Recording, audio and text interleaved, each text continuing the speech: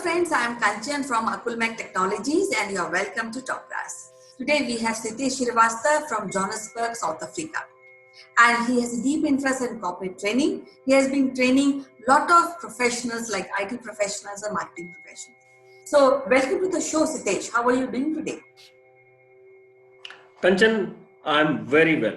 Good to talk to you always and ready for another verbal duel with you.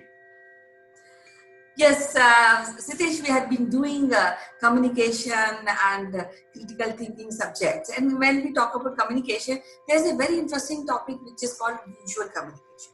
Now, when we talk about visual communication, there are gestures, there are eye contact, the way you present yourself is a very, very critical aspect of the personality of any professional. And you can leave the profession, even every individual should have these kind of good communication parameters to really get success in the life. So I would like to hear your views on that. Kanchan, visual communication is something that is most profound way of communication because one, it is said in very, very less words and more in pictures, diagrams, observations of motion graphics or some kind of, graphical representations, illustrations, supporting text, data visualization, and nowadays animation. So visual communication is something that has its base in that particular phrase, a picture is worth 1,000 words. Now I don't know, please don't ask me where that 1,000 words measurement came from. And probably that was much before the digitized stuff was around. So probably that 1,000 can become 10,000 now.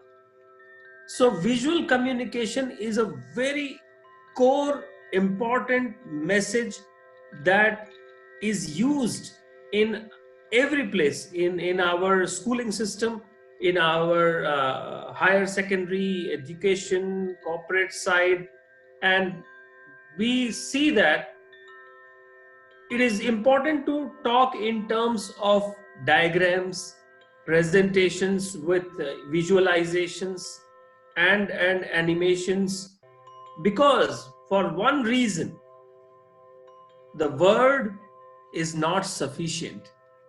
The word that me and you speak or write is not sufficient, and therefore we need to depend on the visualization part of it. And ultimately the whole aim is to convey the message across to the audience for that particular reason why they are there. Now, there has to be then a good mix of a verbal, non-verbal, as well as visual communication part of it. But also to give you a small caveat, it is not just about any other presentation that we just make a slide and we make a presentation, we put some boxes here and there. It has to be a story that needs to be depicted in those visualizations. To the tune of that seriousness or that particular message, if we go back to some of our historical items like the pyramids, our India's Ajanta and Ellora caves, those were visual communications that have stood ground for centuries. And therefore, it is a very serious and very interesting subject. Yes, you have said very well that less is more when it comes to visual communication. But I feel that here, when there's a digitization era, we need more enhancement to this skill. We have to look for the inspiration. When we have to do a visualization or doing visual communication, the texture, the coloring, it plays a very important part a part of the written communication. So, do we need a training for that? We definitely need a training for that, Kanchan, and there is no doubt about it. You just think about a trade show, and these trade shows all over the world, they are intended to bring certain kind of suppliers as well as customers together. And these trade shows are technology trade shows, food trade shows, textile trade shows, communications trade shows. Then we generally know the global trade shows that happen. Like I try to follow the Consumer Electronics show in Las Vegas every year, or Mobile World Congress in Barcelona. So all these trade shows, if we see closely, the idea of a trade show is to have probably 80% of the stuff into a visual communication format, because that's what allows the onlooker to make a story in their head, and therefore be interested in that part, that subject, and then try to attend that trade show. Then then another is the websites. In the websites, it's all about the moment we go to a website, we should spend some time there and not just browse through. Generally, we just browse through, we explore, but how many times have we really typed www.abcd.com and said, no, I have to go to this website and study it for another 15 minutes? And therefore, the website which is very, very rich in the written content may not get our eyeballs, but the one which has got visual communication, the diagrams, part of the animation part of it, probably it will say, wow, this is something I understand that what they are trying to do. Because when I am at a website, I'm probably not going to buy something from them, or I just want to see whether the people behind that website or the company, the organization, they have thought through about the solution or a product or a concept the way I understand it, right? And therefore, visual communication also needs to have its content strategy, and that content strategy has to be agreed by the stakeholders, because once it goes out, you actually can control your word, but you cannot control your visual communication, because it could mean something different that probably the content strategists have never thought about, right? Yeah, while speaking to you, I have an idea, so I just want to share with you. The visual communication is with us from very, very long time. Even when the languages were not developed, there were cave paintings. So it's visual representation only. And when the children go to their nursery, their visual representation only about alphabets. So it's a very, very critical aspect of communication. And when we grow up, somehow we mingle with words and we get confused sometimes. So I feel that for a good visual communication, we need a good inspiration. We should have how to use the whiteboard properly. That sense has to be developed. And how to really color combination, how to reach out through visual communication without saying anything. So what will be the best age when it comes to visual communication to teach, to really train the individuals? I think, Kanchan, the visual communication needs to be taught from a very, very early age, in the schooling system, or probably before that.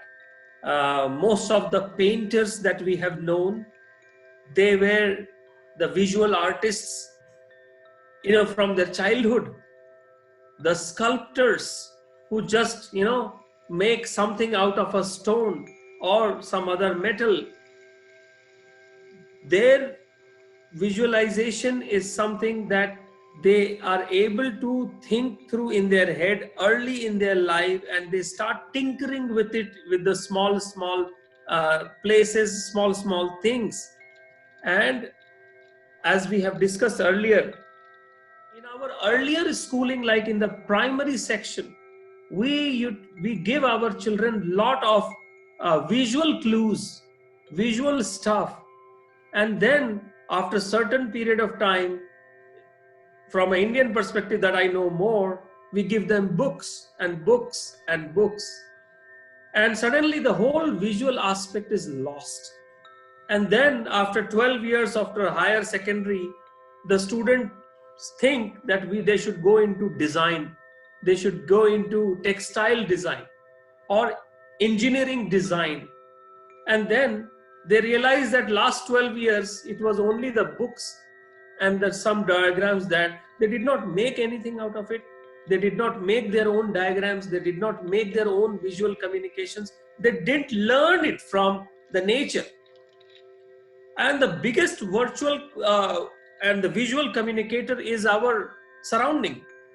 You know, when we travel, when we are at our homes, when we go to a certain landscape, the whole nature is talking to us through this visual communication of color, combination, pattern, shapes, sizes, fluids, flow, stones, everything. And then we capture all of those moments on our phones, on our cameras.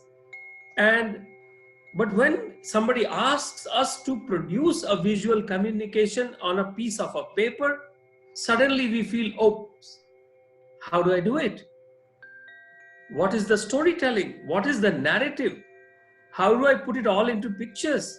And then we go to those standard boxes and those few of those templates that we have known, and we put it there. But I must say, I'm seeing some great stuff in the visual communications coming these days, where problems are being narrated as visual stories, visual resumes, video resumes are being put across. And I think people are thinking more and more, for one simple reason: nobody has time to read all that stuff. Nobody has time to read. From a resumes point of view, people would say, oh, 3-page?